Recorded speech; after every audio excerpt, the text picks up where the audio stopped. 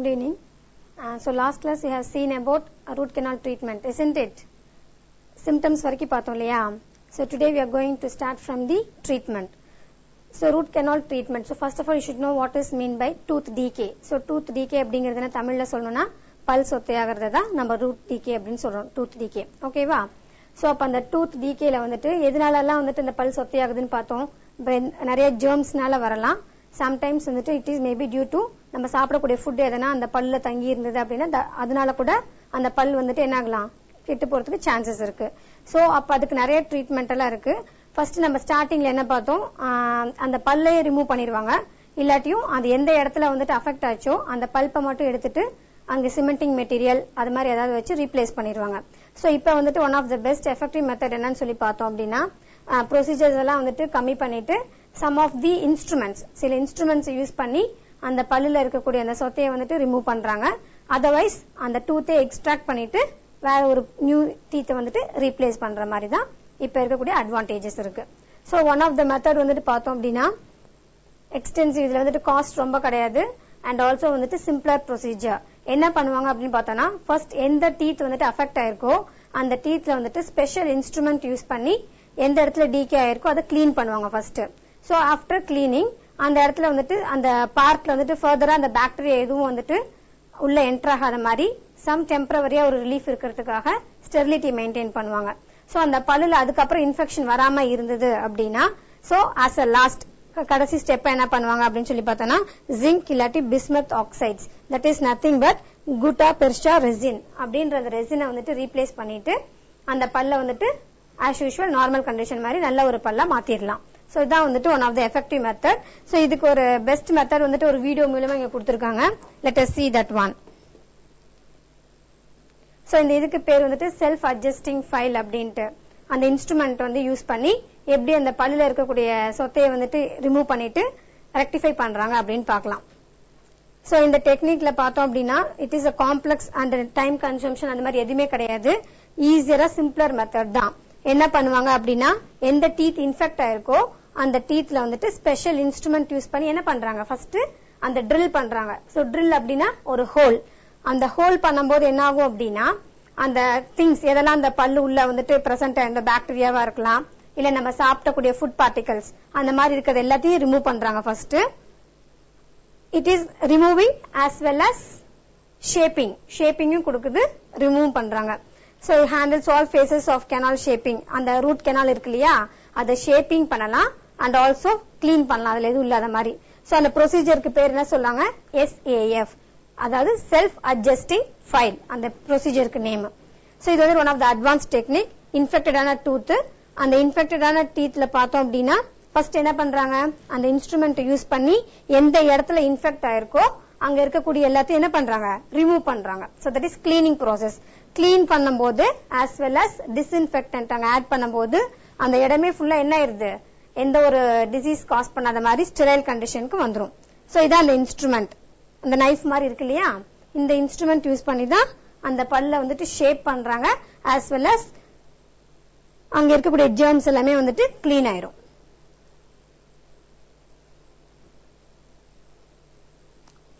So after கிளீனிங்க்கு அப்புறம் பார்த்தோம் அப்படின்னா அந்த இத இன்ஸ்ட்ருமெண்ட் அந்த இன்ஸ்ட்ருமெண்டோட name that is self adjusting file. இந்த மாதிரி யூஸ் பண்ணும்போது அந்த மாதிரி கர்வ்ஸ் எல்லாம் வந்துட்டு ஈஸியான ப்ரொசீஜர், யார் வேணாலும் ஹேண்டில் பண்ணலாம் அந்த டெக்னிக்கை. சிம்பிளர் ஒன், டைம் வந்து அதிகமா எடுத்துக்காது. சோ இதான் வந்துட்டு இப்படி இருந்த பல் வந்துட்டு இப்ப எப்படி ஆயிடுச்சு நல்ல ஷேப் ஆயிருச்சு ஆஸ் வெல் அஸ் கிளீன் ஆயிருச்சு அந்த இடத்துல இன்ஃபெக்ஷன் எதுவும் இல்லாம. சோ அப்படி அவங்க என்ன பண்றாங்க அந்த பல் அங்க வந்துட்டு திருப்பி செட் பண்றாங்க எந்த இடத்துல இருந்து நம்ம எடுத்தோமோ அதே இடத்துல. அப்படி செட் பண்ணும்போது நல்ல ஒரு ஷேப்போட எந்த ஒரு இன்ஃபெக்ஷன் இல்லாம நமக்கு ஈஸியா வந்துட்டு ட்ரீட்மெண்ட் பண்ணிட்டோம். So this is the effective method. ஓகேவா? இப்ப வந்துட்டு அட்வான்ஸ் டெக்னிக் அப்படின்னு பார்த்தோம்னா இந்த செல்ஃப் அட்ஜஸ்டிங் ஃபைல் தான். சோ இதுல என்ன பண்றாங்க ஒரு சின்ன மைக்ரோ இன்ஸ்ட்ருமெண்ட் தட் இஸ் இது மூலியமா அந்த அஃபெக்டடான பார்ட் எடுத்துட்டு நம்ம என்ன பண்றோம் கிளீன் பண்ணிட்டு இது ஃபர்ஸ்ட் எதனா டெம்பரவரியா ஒரு டிஸ்இன்ஃபெக்டன்ட் வச்சு ஸ்டெரைல் கண்டிஷன் மெயின்டைன் பண்ணுவோம். அந்த ஸ்டெரைல் கண்டிஷன்ல வந்துட்டு எந்த ஒரு இன்ஃபெக்ஷனும் ஃபர்தரா வராம இருந்தது அப்படின்னு நமக்கு தெரிஞ்சதுன்னா செகண்ட் லாஸ்ட் என்ன ஆட் பண்றோம் நம்ம அந்த ஜிங்க் பிஸ்மத் இல்லாட்டி வந்துட்டு பெர்ஷா குட்டா ரெசின் ஆட் பண்ணோம் அப்படின்னா டெம்பரவரியா இருக்கக்கூடிய அந்த ரிலீஃப் வந்து கிடைச்சு ஆஸ் யூஷுவல் அந்த பல் என்ன ஆயிருது நல்ல நார்மலான ஒரு பல்லா மாத்திரலாம். Okay, so that வந்துட்டு self adjusting file.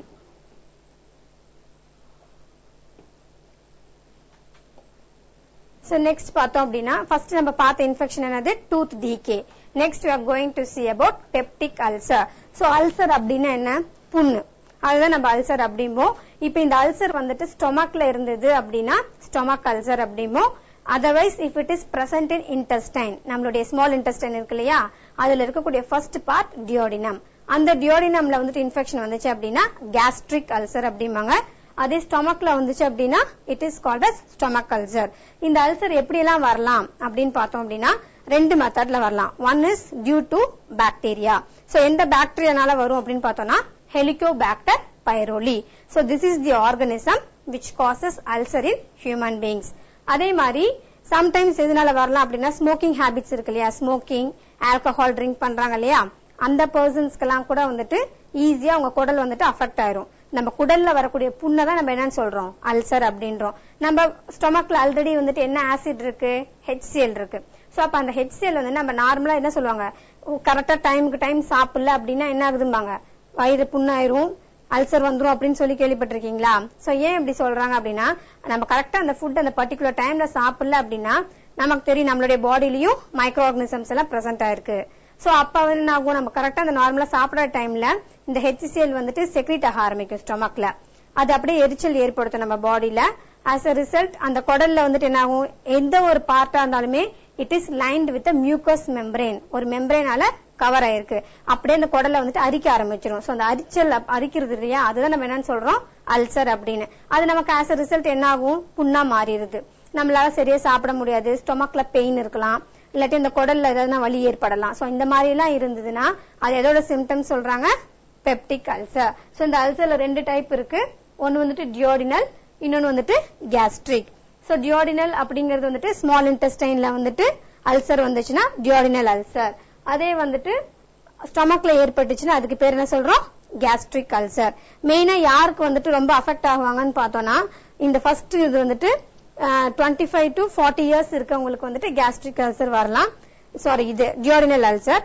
whereas gastric ulcer வந்துட்டு யாருக்கு இருக்கும் அப்படின்னா above 50 இயர்ஸ் இருக்காங்க இல்லையா, அவங்களுக்கு வந்துட்டு ஈஸியா இந்த இன்ஃபெக்ஷன் வரதுக்கு சான்சஸ் இருக்கு. சோ the causative agent எதுன்னு கேட்டாங்கன்னா என்ன சொல்வீங்க, Helicobacter pylori. So this is a bacteria which causes ulcer in human being. அது மட்டும் இல்ல, நம்ம அதிகமா வந்துட்டு டேப்லெட்ஸ் எல்லாம் எடுத்துக்கிறோம் இல்லையா, எதனா டேப்லெட் வந்துட்டு எக்ஸசிவா எடுத்துட்டோம்னா கூட அந்த டேப்லெட் சாப்பிடுறதுனால சில பேருக்கு வாயில எல்லாம் புண்ணு வரும். சோ அப்ப உள்ள இருக்கக்கூடிய டேப்லெட்டுக்கு எஃபெக்ட் வந்துட்டு வெளியில அந்த மவுத்லயே வந்துட்டு புண்ணு இருக்கு அப்படின்னா உள்ள என்ன மாதிரி எல்லாம் இருக்கலாம். சோ அதிகமா டேப்லெட்ஸ் யூஸ் பண்ணக்கூடாது, அதனால கூட அல்சர் வரலாம். The last thing is smoking, alcohol, drugs எல்லாம் யூஸ் பண்றாங்க இல்லையா, சோ அந்த மாதிரி கண்டிஷன்னால கூட அல்சர் வரதுக்கு சான்சஸ் இருக்கு.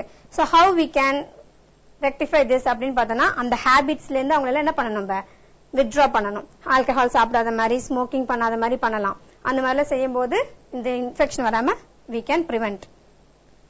ரொம்ப எஃபெக்டிவான கண்டிஷன் அப்படின்னா அந்த குடல்ல புண்ணு ஏற்பட்டு மவுத் வழியா வந்துட்டு பிளட் எல்லாம் வர ஆரம்பிச்சிடும். சோ அந்த மாதிரி கண்டிஷன் வந்துட்டு ரொம்ப சிவியர் கேசஸ். அது மாதிரி இருந்ததுன்னா உடனே அவங்களை வந்துட்டு ஹாஸ்பிட்டலைஸ்ல கொண்டு போய் காமிச்சிடணும். So this is the picture for that one. So stomachல வந்துட்டு புண்ணா அந்த இது புண்ணாயிருச்சு அப்படின்னா அது வந்துட்டு gastric ulcer.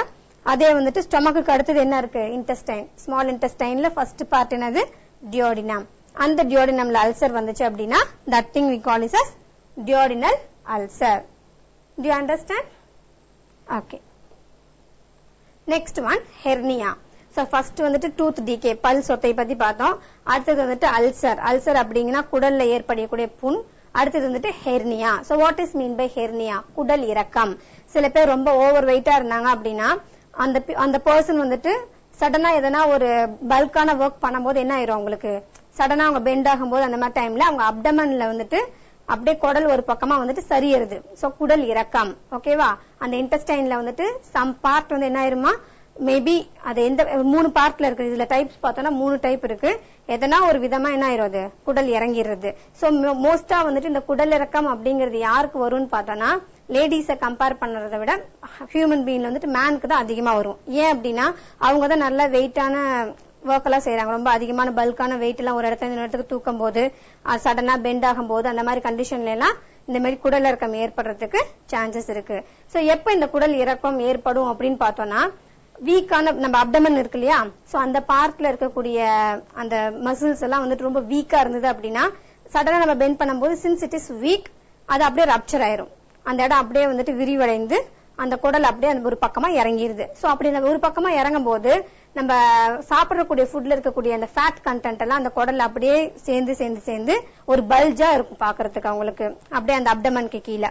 So as a result food particles நம்ம என்னதான் சாப்பிட்டாலும் அது ஒரு பக்கம் அந்த ஃபேட் எல்லாம் கண்டென்ட் வந்துட்டு இன்க்ரீஸ் ஆகி அவங்களுக்கு அது ஒரு பெரிய ப்ராப்ளம் ஆயிரும். சோ அதை நம்ம உடனே ஆப்ரேட் பண்ணல அப்படின்னா இட் லீட் டு டெத்.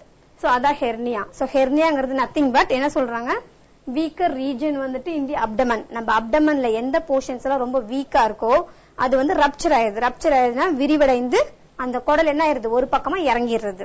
ஓகேவா? So this is the hernia. So இந்த ஹெர்னியானால அந்த பல்ஜ் எப்படி இருக்கும், எந்த பார்ட்ல அந்த குடல் இறக்கம் ஏற்பட்டுச்சோ அந்த இடம் வந்துட்டு ஒரு பல்ஜ் கண்டிஷன், நல்ல ஒரு வீக்கம் மாதிரி தெரியும் பாக்குறதுக்கு. அந்த வீக்கத்துக்குள்ள என்ன இருக்கு, அந்த இன்டெஸ்டைன்ல இருக்கக்கூடிய சில பார்ட் அதோட ஃபேட் இருக்கும், வேற எதுவும் அதுல பிரசன்டா இருக்காது.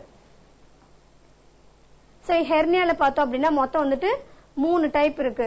That is inguinal hernia, femoral hernia and umbilical hernia. So what is mean by inguinal hernia? Inguinal அப்படிங்கிறது வந்துட்டு நம்ம இது இருக்கு இல்லையா, அடிவயிறு இருக்கு இல்லையா, அந்த இடத்துல வந்துட்டு குடல் இறங்குருச்சு அப்படின்னா அதுக்கு பேரு இங்குயினல் hernia.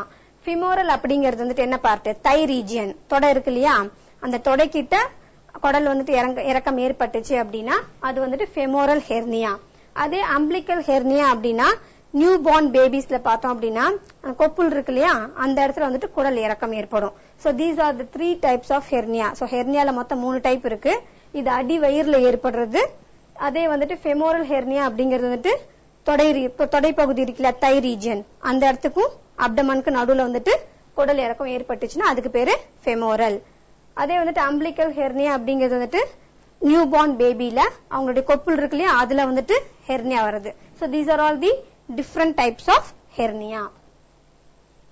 Next one appendicitis. So hernia பார்த்தோம், குடல் இறக்கம். அடுத்தது வந்து appendicitis. What is mean by appendix? Large இன்டெஸ்டைன்ல எக்ஸ்ட்ராவா ஒரு growth இருக்கும், அந்த ஸ்மால் ஒரு அவுட் growth இருக்கும், அந்த இதுதான் வந்து அப்பெண்டிக்ஸ். அதனால நமக்கு வந்துட்டு எந்த ஒரு யூஸும் கிடையாது. பட் அதுவே வந்துட்டு லென்த்தியாக ஆரம்பிச்சது அப்படின்னா நமக்கு ஸ்டொமக்ல இல்லாட்டி இன்டெஸ்டைன்ல வந்துட்டு வலி ஏற்படும். ஆஸ் அ ரிசல்ட் அந்த கண்டிஷனுக்கு பேர் நம்ம என்ன சொல்றோம், அப்பெண்டிசிட்டிஸ். சோ அந்த அப்பெண்டிக்ஸ் நம்ம வந்துட்டு ரிமூவ் பண்ணல அப்படின்னா அது பர்ஸ்ட் ஆகி உயிருக்கே ஆபத்தாகிறதுக்கு சான்சஸ் இருக்கு. So it is the inflammation of the appendix leading to severe abdominal pain. நம்மளுடைய லார்ஜ் இன்டெஸ்டைன்ல ஒரு எக்ஸ்ட்ராடினரி growth-ஆ வரதுதான் என்னது, அப்பெண்டிக்ஸ். ஒட்டுக்குடல் அப்படின்னு சொல்லுவோம் இல்லையா தமிழ்ல. இந்த ஒட்டுக்குடல்னால யூஸ் எதுவுமே கிடையாது. பட் ஆனா அது இருந்தது அப்படின்னா நமக்கு அது பெயின் தான். So it causes abdominal pain. அது பாக்குறதுக்கு ஒரு சின்ன ஸ்மால் ஒரு வால் மாதிரி குட்டி நீட்டிட்டு இருக்கும், அதான் ஒட்டுக்குடல் அப்படின்னு சொல்லுவாங்க. This disorder is very common among adolescents. Children's compare பண்றதை விட அடல்ட்டுக்கு தான் அதிகமா இருக்கும்னு சொல்றாங்க. So it is more common in developed countries where diet contain. நம்ம ஃபுட்ல வந்துட்டு நார் சத்து இருக்கக்கூடிய சாப்பாடு நிறைய எடுத்துக்காம இருந்தோம் அப்படின்னா டெஃபினட்டா நமக்கு என்ன வரதுக்கு சான்சஸ் இருக்கு, இந்த ஒட்டுக்குடல் ஏற்படுறதுக்கு. So the inflammation causes blockage. இது இப்ப பிரசன்ட் இருந்ததுன்னா as usual blood flow எல்லாம் வந்துட்டு ஸ்டாப் ஆயிட்டு ஒரு blockage ஏற்படுத்திடும். As a result இதனால நமக்கு ப்ராப்ளம் தான். So the infection leads to appendix. இந்த infection வந்துட்டு appendixனால வந்துச்சுன்னா அந்த infection பேர் என்ன சொல்றாங்க, appendicitis. So அது எப்படி என்ன ரிமூவ் பண்ணலாம் அப்படின்னு பார்த்தோம்னா by means of ஆபரேஷன் மூலமா ரிமூவ் பண்ணிடலாம். So இதான் வந்துட்டு லார்ஜ் இன்டெஸ்டைன். இந்த லார்ஜ் இன்டெஸ்டைன்ல ஒரு சின்ன வால் மாதிரி ஒரு குடல் வந்துட்டு உருவாயிருக்கு இல்லையா, இதான் வந்துட்டு appendix. Am I going speed? Am I fast? Okay. Okay. So next one, gallstones. Gallstones அப்படின்னா என்னன்னா பித்தக்கல். So நம்ம பாடியில வந்து பார்த்தோம்னா ஸ்டொமக் பக்கத்துல என்ன இருக்கும், ஃபார் எக்ஸாம்பிள் இப்ப நம்ம ஸ்டொமக் இங்க இருக்கு அப்படின்னா இந்த இடத்துல வந்துட்டு pancreas இருக்கும், இந்த இடத்துல வந்துட்டு லிவர் இருக்கும் இல்லையா. சோ இந்த இடத்துல தான் பக்கத்துல வந்துட்டு என்ன பிரசன்ட் ஆயிருக்கு, கேல் பிளாடர். அந்த கேல் பிளாடர் அப்படிங்கிறது நத்திங் பட் பித்தப்பை அப்படின்னு சொல்லுவாங்க. அதுல என்ன இருக்கும் அப்படின்னா பைல் இருக்கும். பைல் இஸ் நத்திங் பட் பித்த நீர். நம்ம வந்துட்டு மார்னிங்ல வந்துட்டு எதுவுமே சாப்பிடாம இருந்தோம் அப்படின்னா வாமிட் வர மாதிரி இருந்ததுன்னா எப்படி இருக்கும், ஒரு மாதிரி கசப்பா இருக்கும் இல்லையா, அந்த கசப்பு தன்மை எதனால அப்படின்னு சொல்லி பார்த்தோம்னா இந்த பைல் அதனாலதான். சோ இப்ப பித்தக்கல் அப்படின்றது என்ன, அந்த கேல் பிளாடர்ல ஸ்டோன் ஃபார்மேஷன் இருக்கிறது தான் நம்ம பித்தக்கல் அப்படின்னு சொல்றோம். சோ அது எப்படி இருக்கும்னா அந்த ஸ்டோன்ஸ் வந்துட்டு சைஸ் வந்துட்டு it very depend upon the infection. எந்த அளவுக்கு நமக்கு இன்ஃபெக்ஷன் இருக்கோ அதை டிபெண்ட் பண்ணி சைஸ் வேரி ஆகும். இந்த stone formation occur in about 10ல ஒரு பர்சனுக்கு இது மாதிரி வரதுக்கு சான்சஸ் இருக்கு. சோ இது எதனால வருது அப்படின்னு பார்த்தோம்னா அந்த கேல் பிளாடர்ல என்ன இருக்கும்னு சொல்லியிருக்கோம், பித்த நீர். சோ அந்த பித்த நீர் அப்படிங்கிறது நத்திங் பட் அதுல வெறும் என்ன தான் இருக்கும், கொழுப்பு தான் இருக்கும், ஃபேட் மட்டும் தான் இருக்கும். சோ நார்மலா அதோட காம்போசிஷன் பார்த்தோம் அப்படின்னா அதுல கொலஸ்ட்ரால், பிக்மெண்ட் அண்ட் சால்ட் தான் பிரசன்ட் இருக்கும் பைல்ல. சோ இந்த காம்போசிஷன் வந்துட்டு ஸ்லைட்டா வேரி ஆச்சு அப்படின்னா எவ்வளவு கொலஸ்ட்ரால் இருக்கணும், எவ்வளவு பிக்மெண்ட் இருக்கணும் அப்படின்றது அந்த ப்ரொபோர்ஷன்ல இல்லாம சம்டைம்ஸ் அதுல எதனால ஆல்டரேஷன் இருந்ததுன்னா definitely it leads to stone formation. For example, இப்ப வந்துட்டு கொலஸ்ட்ரால் வந்துட்டு ஒரு 20%, பிக்மெண்ட் வந்துட்டு ஒரு 2% and சால்ட் வந்துட்டு ஒரு 4% இருக்கணும் அப்படின்னா இதுல எதனா ஒரு ஆல்டரேஷன் வந்துச்சு அப்படின்னா டெஃபினட்டா அந்த இது என்ன ஆயிரும், அந்த கேல்ல வந்துட்டு ஸ்டோன் ஃபார்மேஷன் இருக்கும். அதுதான் நம்ம என்னன்னு சொல்றோம், பித்தக்கல் அப்படின்னு சொல்றோம் தமிழ்ல.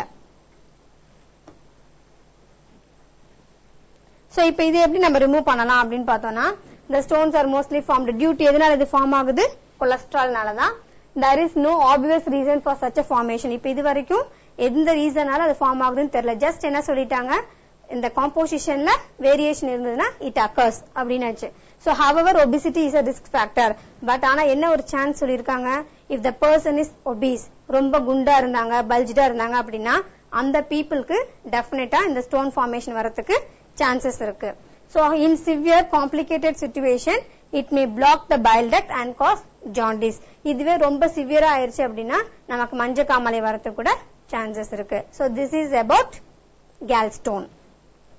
So அதுக்கு ஒரு டயகிராம் கொடுத்திருக்காங்க. நமக்கு ஸ்டொமக்ல இருந்து வந்துட்டு ஃபர்ஸ்ட் இங்க வர பார்ட் வந்துட்டு ஸ்மால் இன்டெஸ்டைன்ல டியோடினம், இங்க pancreas இருக்கு, this is liver. அந்த லிவர்ல தான் என்ன பிரசன்ட் ஆயிருக்கும், Khel bladder. So Khel bladder அப்படிங்கிறது வந்துட்டு பித்தப்பை, அதுலதான் வந்துட்டு நமக்கு ஸ்டோன் ஃபார்மேஷன் இருந்தது அப்படின்னா அந்த ஸ்டோனை தான் நம்ம என்ன சொல்ல போறோம், கேல் ஸ்டோன், பித்தப்பையில இருக்கக்கூடிய கல், பித்த கற்கள் அப்படின்னு சொல்லுவாங்க. இது வந்துட்டு பைல் டக்ட், அந்த பைல் வந்துட்டு ஜூஸ் வந்துட்டு வெளில செக்ரீட் ஆகிறதுக்கு. Next one hepatitis. So what is mean by hepatitis? Hepatitis அப்படின்றது என்னன்னா லிவர்ல வரக்கூடிய இன்ஃபெக்ஷன். நம்ம ஃபர்ஸ்ட் பார்த்தது வந்துட்டு டூத் டிகே பார்த்தோம். நெக்ஸ்ட் பெப்டிக் அல்சர் எதுல பார்த்தோம், stomach and duodenum. whereas next one hernia, then அதுக்கப்புறம் என்ன பார்த்தோம், appendicitis பார்த்தோம், then gallstone. now we are going to see about hepatitis. so what is mean by hepatitis? allergy in liver. so liverல வந்துட்டு ஏற்படக்கூடிய allergy தான் நம்ம என்ன சொல்றோம், hepatitis. so இந்த hepatitis எதனால வருது அப்படின்னு சொல்லி பார்த்தோம்னா மெயினா வந்துட்டு ஸ்மோக்கிங் அந்த மாதிரி ஆல்கஹால் கன்சம்ஷன்னால வரலாம். and it also may be due to inflammation of the liver. நம்ம லிவர் எதனா அஃபெக்ட் ஆயிருச்சு அப்படின்னா அந்த கண்டிஷனுக்கு பேர் தான் நம்ம என்ன சொல்றோம், ஹெப்பாட்டிட்டிஸ். சோ லிவர் அப்படிங்கிறது கல்லீரல், அந்த கல்லீரல்ல வந்துட்டு எதனா வந்துட்டு இன்ஃபெக்ஷன் வந்துச்சு அப்படின்னா that infection we call it as hepatitis. So early ஸ்டேஜ்ல பார்த்தோம் அப்படின்னா சிம்டம்ஸ் வந்து நமக்கு நோட்டபிளா தெரியாது. whereas அதே வந்துட்டு சிவியர் கேசஸ்ல பார்த்தோம் அப்படின்னா that is due to poor appetite, ஒழுங்கா சாப்பிடாம இருக்கிறது, பசி எடுக்காம இருக்கிறது, வாமிட்டிங், அப்புறம் வாமிட்டிங் வர மாதிரி சென்சேஷன், இந்த மாதிரி சிம்டம்ஸ் எல்லாம் இருந்தது அப்படின்னா டெஃபினட்டா உங்களுக்கு என்ன இருக்குன்னு அர்த்தம், ஹெப்பாட்டிட்டிஸ் இன்ஃபெக்ஷன் இருக்கிறதா அர்த்தம். So there is no specific treatment. இப்ப இது வரைக்கும் வந்துட்டு எந்த ஒரு ட்ரீட்மெண்ட் அதுக்கு இல்ல. But people are usually advised to take rest and avoid smoking and drinking of alcohol. One thing நம்ம என்ன பண்ணலாம், அந்த லிவர் அஃபெக்ட் ஆக மாதிரி இருக்கக்கூடிய திங்ஸ் எல்லாம் பண்ணாம இருக்கணும். இந்த மாதிரி ஸ்மோக்கிங், ஆல்கஹால் கன்சம்ஷன் இதெல்லாம் இது பண்ணாம இருந்தாவே வந்துட்டு அந்த ஹெப்பாட்டிசிஸ் வராம தடுத்துக்கலாம். So next one bones and joints. இப்ப அடுத்து நம்ம பார்க்க போறது என்னது, எலும்பு ஜாயின்ஸ் பத்தி பார்க்க போறோம். So bone அப்படிங்கிறது நம்ம ஹியூமன் பீயிங்ல எவ்வளவு இருக்கு டோட்டலா, how many bones are there in our human body டோட்டலா 206. okay, so அப்ப இந்த 206 bones இருக்கு டோட்டலா வந்துட்டு human body is made up of 206 bone. the bones along with approximate muscles எவ்வளவு இருக்குன்னு சொல்றாங்க, skeletal muscles 700. இதெல்லாம் சேர்ந்து 50% நம்மளோட பாடி வெயிட் எது கொடுக்குது, போன்ஸ்னால தான். சோ இந்த போன்ஸ் வந்துட்டு ப்ராப்பரா இருந்ததுன்னா எந்த ஒரு இன்ஃபெக்ஷன் நமக்கு கிடையாது. பட் சம்டைம்ஸ் நம்ம செய்யக்கூடிய ஆக்டிவிட்டிஸ்னால அந்த போன்ஸ் வந்துட்டு உடையறதுக்கு சான்சஸ் இருக்கு. அந்த போன் உடைஞ்சதுன்னா அதுதான் நம்ம என்னன்னு சொல்லுவோம், ஃபிராக்சர். சோ அந்த ஃபிராக்சர் எதனால வரலாம் அப்படின்னா it may be due to break or crack in the bone. ஒன்னு அந்த எலும்பு வந்து உடையலாம், இல்லாட்டி அதுல எதனா விரிசல் ஏற்படலாம். சோ அந்த மாதிரி ஏற்பட்டா அதுக்கு தான் நம்ம என்ன பேர் சொல்றோம்? fracture. fracture அப்படின்னா தமிழ் என்ன சொல்லுவோம்? எலும்பு முறிவு. அந்த எலும்பு வந்துட்டு ஒன்னு உடையும், அதர்வைஸ் ஒரு இதா இருக்கும், கிராக் ஃபார்மேஷன் இருக்கும். சோ எதனால வரலாம் அப்படின்னு சொல்லி பார்த்தோம்னா it may be due to various reasons. நமக்கு வந்துட்டு எதனா ஒரு ஆக்சிடென்ட் மூலமா வந்துட்டு போன் வந்துட்டு பிரேக் ஆகலாம். இல்ல சில பீப்புளுக்கு பார்த்தோம் அப்படின்னா பிறக்கும் போதே வந்துட்டு எதனா ஒரு இன்ஃபெக்ஷனா அந்த போன் வந்துட்டு உடையறதுக்கு சான்சஸ் இருக்கு.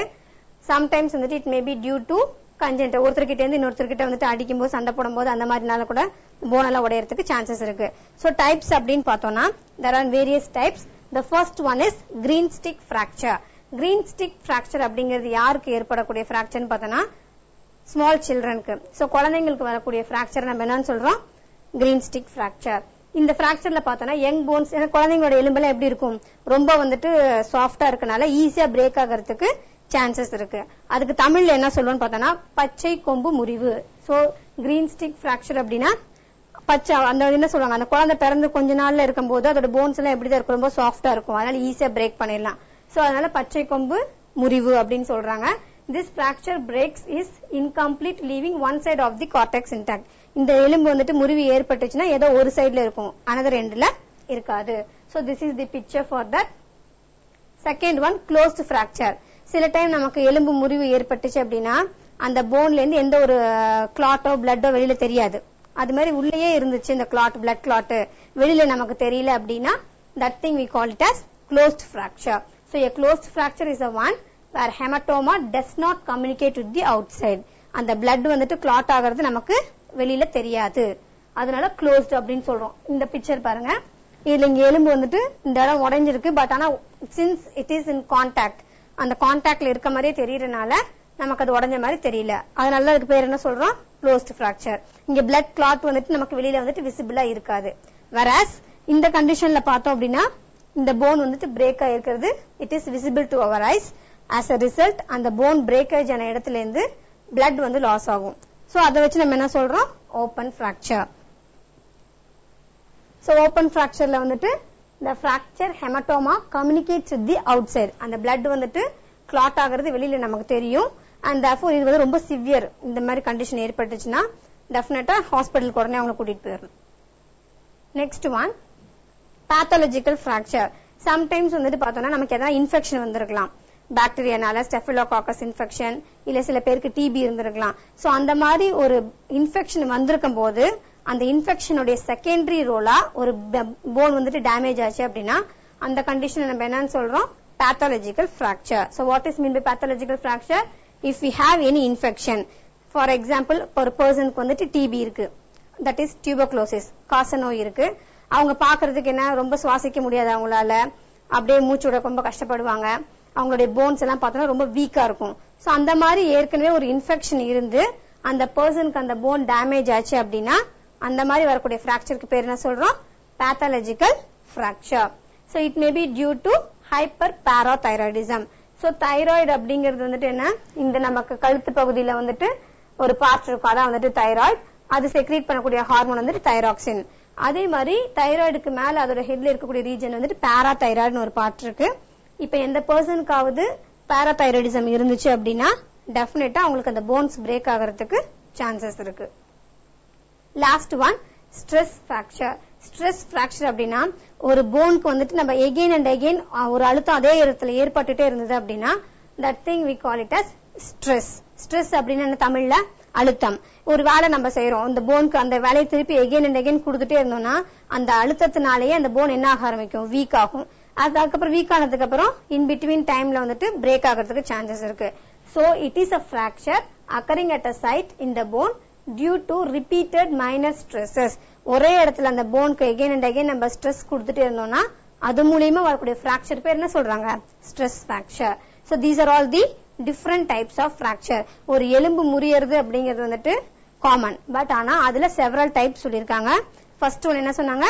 Green stick. செகண்ட் ஒன் வந்துட்டு closed fracture. third one open fracture. fourth one வந்துட்டு pathological and the last one is stress fracture.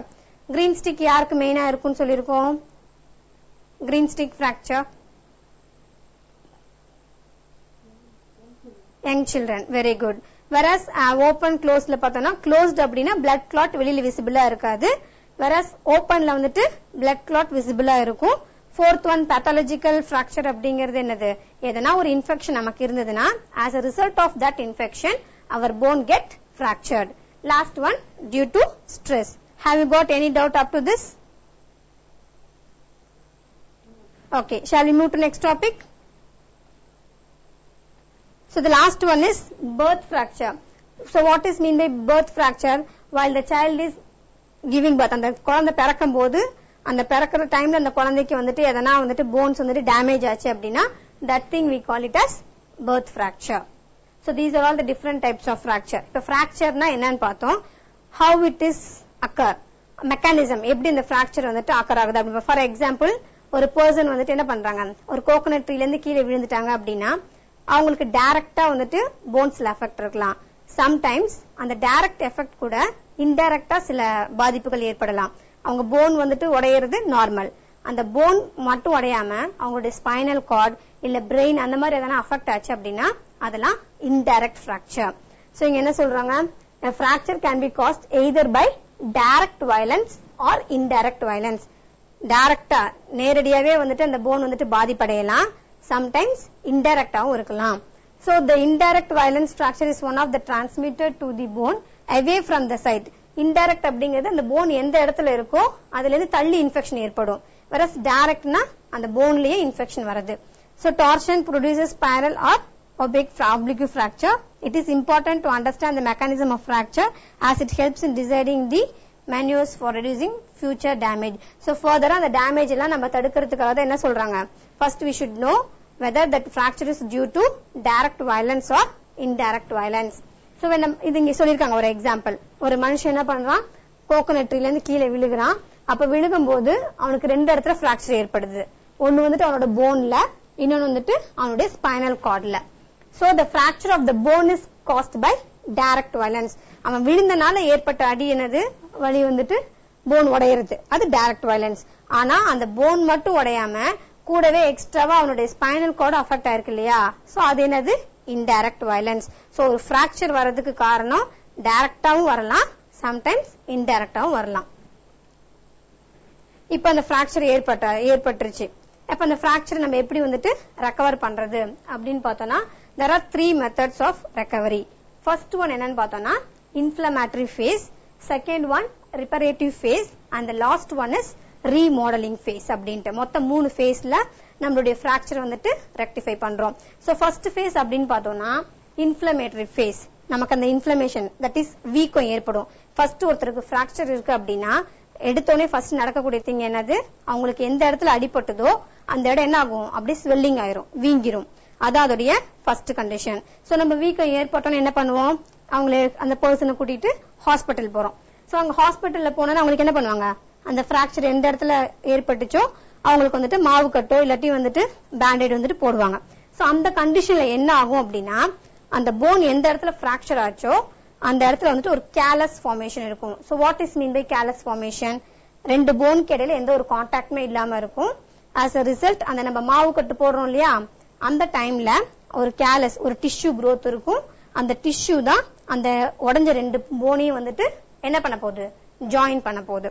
So அந்த ஜாயின் ஆகிறதுக்கு இட் டேக்ஸ் செவரல் வீக்ஸ், ரொம்ப நாள் ஆகும் எடுக்கிறதுக்கு, செவரல் மந்த் கூட ஆகலாம். சோ அந்த மாதிரி ரெண்டு ஜாயிண்ட் ஆனோன்னு லாஸ்டா என்ன ஆகுது, ரீமாடலிங். எப்படி நம்ம போன் இருந்ததோ அதே மாதிரி பழைய ஸ்டேஜுக்கு வந்துடுறது. So these R the 3 phases in rectifying the fracture. புரியுதா? சோ ஃபர்ஸ்ட் நமக்கு வந்துட்டு ஒரு அடி, அந்த போன்ல வந்துட்டு பிராக்சர் ஏற்பட்டோடனே அந்த இடம் என்ன ஆகுது, ஸ்வெல்லிங் ஆகும். ஸ்வெல்லிங் இஸ் நத்திங் பட் வீக்கம் ஏற்படுறது. அந்த வீக்கம் ஆனதுக்கு அப்புறம் டாக்டர் கிட்ட நம்ம கூட்டிட்டு போனா அவங்க என்ன பண்றாங்க, மாவு கட்டு போடுவாங்க. சோ அந்த மாவு கட்டு போடும் போது அந்த பிராக்சர்லாம் என்ன ஆக போகுது, அந்த போன்ஸ் எல்லாம் ஜாயின் ஆக போகுது. சோ அது ஃபர்ஸ்ட் அந்த இடத்துல ஒரு கேலஸ் ஃபார்மேஷன் இருக்கும். அந்த கேலஸ்ங்கிறது நத்திங் பட் ஒன்னு டிஷ்யூ. அந்த டிஷ்யூ தான் என்ன பண்ண போகுது, ஏன்னா போன் உடஞ்சனால எந்த ஒரு கான்டாக்டுமே இல்லாம அதுக்கு இடையில வந்துட்டு ஒரு கேப் ஃபார்மேஷன் இருக்கும். அந்த கேப்பை வந்துட்டு ஃபில் பண்ணும் வித் ஹெல்ப் ஆஃப் பிளட். அந்த டிஷ்யூஸ் எல்லாம் க்ரோ ஆகி it takes about several months to several weeks ஆகும். ஆஃப்டர் தட் அந்த நம்ம கட்டை பிரிக்கும் போது என்ன ஆயிரும், நம்மளோட பழைய கண்டிஷனுக்கே அந்த போன் இருக்கும். So this is the healing of bones in fracture. நமக்கு ஏற்பட்ட அந்த பிராக்சர்ல போன்ஸ் வந்துட்டு இப்படிதான் என்ன ஆகுது, ரெக்டிஃபை ஆகுது, ரெக்கவர் ஆகுதுன்னு சொல்றாங்க. So the first phase என்ன சொன்னோம், inflammatory phase. So what is mean by inflammatory phase? When a fracture occur at the site of the fracture, blood vessels get broken. ஒரு அந்த fracture அந்த எலும்பு முறிஞ்சதுக்கு அப்புறம் என்ன ஆயிரும், அந்த blood flow எல்லாம் ஸ்டாப் ஆயிருது, ஒரு கேப் கிரியேட் ஆயிரும்.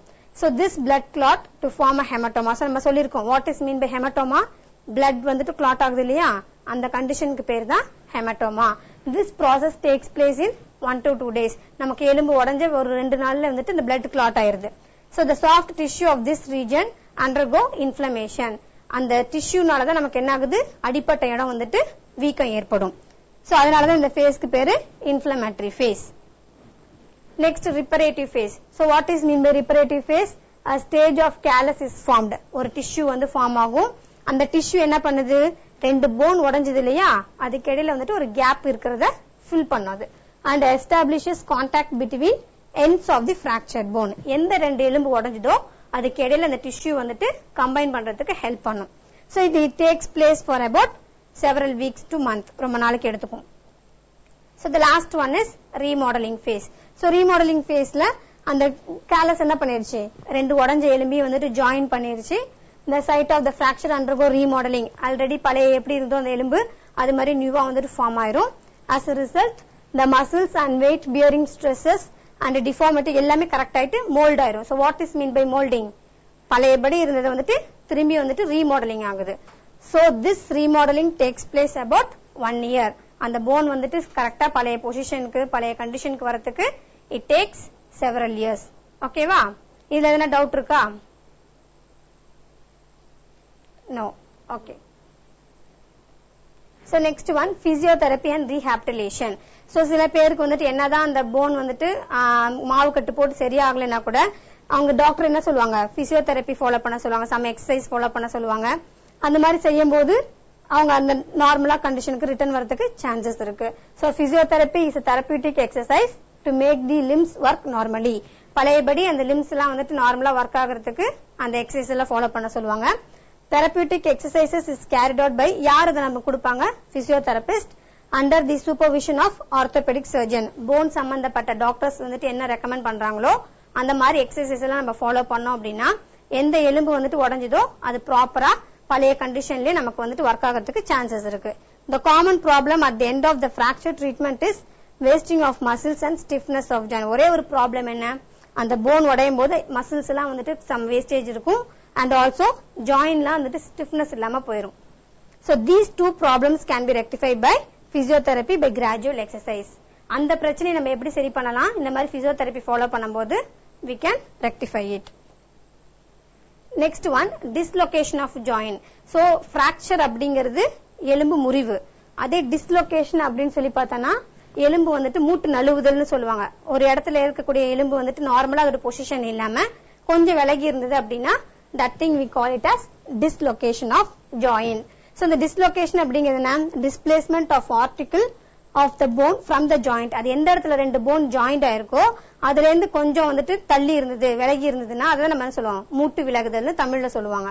So இந்த கண்டிஷன்ஸ் வந்துட்டு எதனால எல்லாம் வரலாம்னு சொல்லி பார்த்தோம்னா one thing is due to congenital, next one traumatic, அது pathological, last one வந்துட்டு paralytic. So congenital அப்படின்னா அந்த பிறக்கும் போது குழந்தை அவங்க அம்மா கிட்ட இருந்து பிறக்கும் போது சம்டைம்ஸ் அந்த ஜாயிண்ட் எல்லாம் அந்த இடத்துல இல்லாம நழுவி போலாம். சோ அது congenital while birth.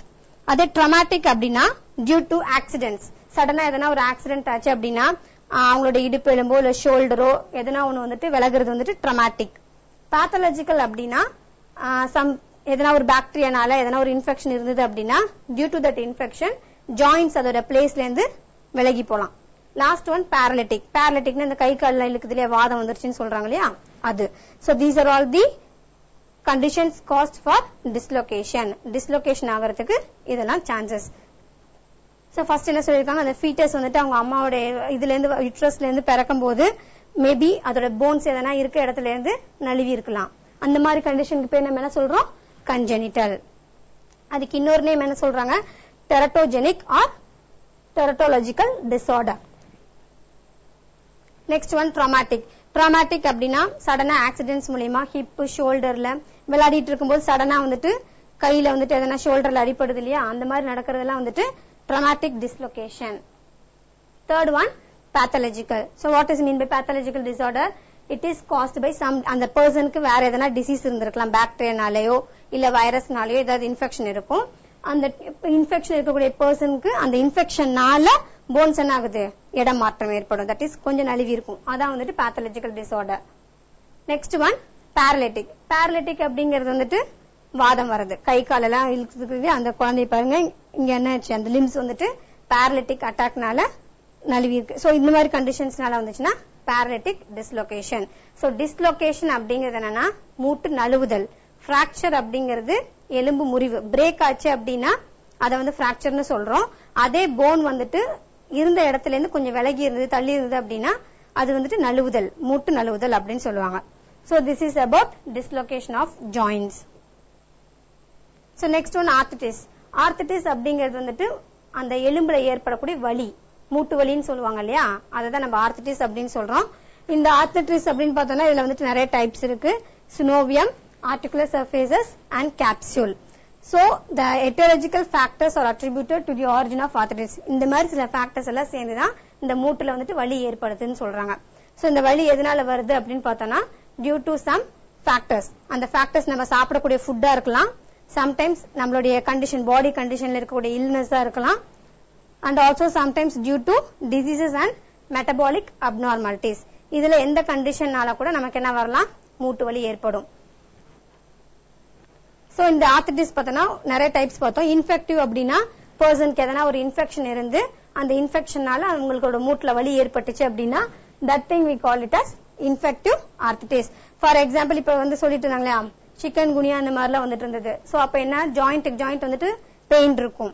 சோ அந்த மாதிரி பெயின் இருந்ததுன்னா அதை நம்ம என்ன சொல்றோம், ஆர்த்திட்டிஸ், மூட்டு வலி அப்படிங்கறது என்னது, ஆர்த்திட்டிஸ். ருமேட்டிக் ஆர்த்திட்டிஸ் அப்படிங்கிறது என்னன்னா கனெக்டிவ் டிஷ்யூஸ் ஆஃப் தி மசில்ஸும் ஸ்கெலிட்டன், அந்த எலும்பும் அந்த சதையும் எந்த இடத்துல ஜாயிண்ட் ஆகுதோ அந்த இடத்துல இன்ஃபெக்ஷன் இருந்ததுன்னா that thing we call it as rheumatic arthritis. So rheumatic arthritis வந்துட்டு one of the autoimmune origin. நம்மளுடைய பாடியில இருக்கக்கூடிய இம்யூன் சிஸ்டமே ப்ராப்பரா இல்லைன்னா இந்த மாதிரி இன்ஃபெக்ஷன் வரதுக்கு சான்சஸ் இருக்கு. Next one osteo arthritis. Osteo அப்படிங்கிறது வந்து போன்லயே, போன் அண்ட் இன்னொரு போன் இடையில இருக்குது. ருமேட்டிக் அப்படிங்கிறது போனும் மசில்ஸும். வேறஸ் ஆஸ்டியோ ஆர்த்திட்டிஸ் அப்படிங்கிறது வந்துட்டு ஒரு எலும்பு இன்னொரு எலும்பு சேர்ற இடத்துல மூட்டு வலி ஏற்பட்டுச்சு அப்படின்னா that condition we call it as osteo arthritis. Next one metabolic arthritis. Metabolic அப்படிங்கிறது என்ன, நம்ம நியூட்ரியன்ட் நம்ம சாப்பிடுறோம் இல்லையா ஃபுட், அந்த ஃபுட்ல அந்த வேணுங்கிற ரெக்குவயர்மெண்ட்ஸ் இல்ல அப்படின்னா அதனால கூட நமக்கு இன்ஃபெக்ஷன் வரலாம். that thing we call it as metabolic arthritis.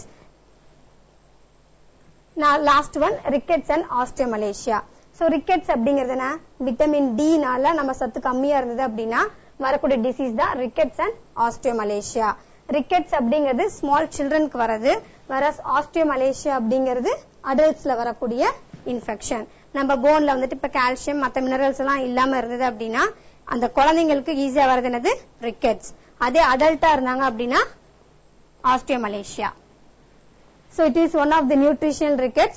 Vitamin D கம்மியா இருந்ததுன்னா வரக்கூடிய டிசீஸ். மெயினா வந்துட்டு எந்த சில்ட்ரன்ஸ்க்கு வரும் அப்படின்னா பிலோ 4 years இருக்கு அவங்களுக்கு. இந்த vitamin D is associated with calcium absorption and deposition. Last one, இப்ப அந்த கால்சியம் விட்டமின் டி எல்லாம் இல்ல அப்படின்னா அந்த குழந்தைக்கு அந்த போன்ஸ் வந்து ரொம்ப சாஃப்ட் ஆகி வீக் ஆயிரும். ஆஸ் a ரிசல்ட் அந்த எலும்பு உடையறதுக்கு சான்சஸ் இருக்கு. சோ சில்ட்ரனுக்கு வந்தது அப்படின்னா rickets, அதே அடல்ட்டுக்கு வந்தது அப்படின்னா that thing we call it as osteomalacia. இப்ப இந்த rickets இருந்ததுன்னா அந்த குழந்தைக்கு எப்படி இருக்கும்னா அந்த லிம்ஸ் வந்துட்டு ப்ராப்பரா நார்மல் growth இல்லாம வளைஞ்சிருக்கும் லிம்ஸ் எல்லாம். சோ அந்த கண்டிஷனை தான் நம்ம என்னன்னு சொல்லுவோம், rickets அப்படின்ட்டு. சோ அப்ப இந்த மாதிரி வராம இருக்கணும் அப்படின்னா நம்ம நியூட்ரியன்ட்ல விட்டமின் டி இருக்க மாதிரி ஃபுட் சாப்பிடணும். மெயினா எதுல இருக்குன்னு பார்த்தோம்னா காட் லிவர் ஆயில் அண்ட் மீன் எண்ணெய் மாத்திரைன்னு சொல்லுவாங்க, ஒரு எல்லோ கலர்ல இருக்கும் ரவுண்டா. சோ அந்த காட் லிவர் ஆயில்ல தான் வந்துட்டு விட்டமின் டி அதிகமா இருக்கு. அதை நம்ம சாப்பிட்டோம் அப்படின்னா இந்த மாதிரி கண்டிஷன்ஸ் எல்லாம் வராது. சோ லாஸ்ட் ஒன், ஆஸ்டியோமலேசியா, அடல்ட்ல வரக்கூடிய போன்ல வரக்கூடிய இன்ஃபெக்ஷன். சோ இது வந்துட்டு விட்டமின் டி வந்துட்டு அடல்ட்ல கம்மியா இருந்ததுன்னா அந்த கண்டிஷனுக்கு பேர் ஆஸ்டியோமலேசியான்னு சொல்லுவோம். இட் லீட்ஸ் டு அங்க போன்ல வந்துட்டு பெயின் இருக்கும் அவங்களுக்கு, அண்ட் ஆல்சோ டெண்டர்னஸ், அந்த போன் வந்து ரொம்ப வீக் ஆயிரும், அதனால ஈஸியா உடையறதுக்கு சான்சஸ் இருக்கு. So as a result of today's class we have seen about root tooth decay பத்தி பார்த்தோம். அந்த இன்ஃபெக்டடான டூத் வந்துட்டு எப்படி ரெக்டிஃபை பண்ணலாம் by means of root canal treatment பார்த்தோம். Then peptic ulcer, gall stone, அப்புறம் அப்பண்டிசிஸ் பார்த்தோம், ஹெர்னியா அண்ட் லாஸ்டா போன்ஸ் அண்ட் ஜாயின்ஸ் பத்தி பார்த்தோம். Have you got any doubt?